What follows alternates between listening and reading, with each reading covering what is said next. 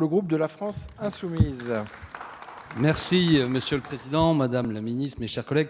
Bon, partout dans le monde, nous le savons, des épisodes météorologiques extrêmes se font la traduction des premières conséquences directes du réchauffement climatique en cours. Le globe et son atmosphère deviennent de plus en plus chauds, c'est acquis. Certaines glaces fondent, rejettent des gaz à effet de serre emprisonnés depuis des milliers d'années. Ainsi s'enclenche un cycle infernal. Des émissions engendrent du réchauffement qui engendre lui-même de nouvelles émissions, ainsi de suite. La France pourrait être en tête des nations conscientes de cette urgence et moteur d'un grand changement civilisationnel. Mais en réalité, la France est à la traîne. Et votre budget, madame, est un peu comparé à la banquise. Il se réduit progressivement. Et prenez garde demain que nous ne soyons pas, vous-même ou ceux qui travaillent avec vous, des ours blancs perdus sur des morceaux de glace. Car la réalité, vous nous l'avez donnée de manière partielle. Le budget de 2020 prévoit la suppression de près de 2000 postes. Vous avez donné un chiffre plus précis. Mais vous auriez pu aussi aller plus loin. D'ici 2022, ce sera 4961 postes qui seront supprimés. À quoi il faut mettre en perspective, entre 2013 et 2019, les 13 250 postes qui ont été supprimés. 7 millions d'euros manqueront au bureau des recherches géologiques et minières. 100 postes vont être supprimés au centre d'études et d'expertise sur les risques, l'environnement, la mobilité et l'aménagement. La part du nucléaire dans la production électrique, avouons-le, ne sera pas ramenée à 50% d'ici à 2025. Le glyphosate ne sera pas interdit avant plusieurs années. Le kérosène aérien bénéficiera encore d'exonérations fiscales, etc. Alors, au nom de mon groupe, je vous le demande solennellement, parce que votre parole vaut engagement du gouvernement devant la représentation nationale.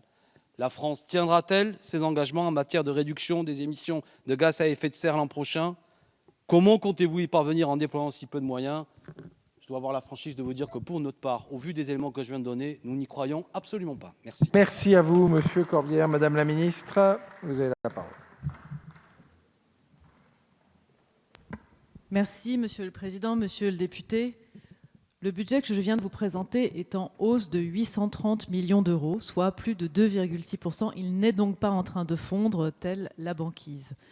Le nombre de postes est réduit de 1,4%, c'est-à-dire environ 800 postes sur un total de 60 000 postes, ce qui est une réduction relativement limitée par rapport au nombre d'agents concernés, sachant que nous sommes capables de travailler sur nos organisations et de trouver des nouveaux modes d'efficacité. Après, vous nous posez la question de savoir si les choses avancent. Sur le nucléaire, ça avance. Il se trouve que j'accompagne la fermeture de Fessenheim. Le premier réacteur sera fermé en février 2020. Le deuxième réacteur sera fermé en juillet 2020. C'est la première fois que nous fermons des réacteurs. Oui, nous avons une ambition qui est de réduire la part du nucléaire et de la ramener à 50% de notre mix énergétique. En 2035, nous avons 12 fermetures supplémentaires prévues. Tout ceci a été débattu, présenté dans le cadre de la programmation pluriannuelle de l'énergie qui va bientôt passer au stade de la consultation avant adoption définitive. En ce qui concerne l'agriculture qui, elle aussi, doit avancer dans une transition profonde.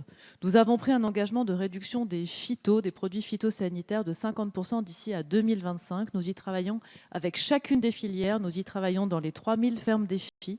Nous y travaillons à partir du financement de la redevance pour pollution diffuse. Nous devons tenir cet engagement,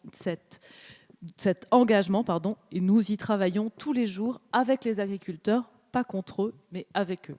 Sur chacun des segments, énergie, agriculture, mobilité, transition territoriale, 172 intercommunalités engagées dans des contrats de transition écologique. Nous avançons au quotidien. Vous nous demandez des engagements et des actes. Ils sont là. Merci beaucoup, Madame la Ministre. Pour le groupe de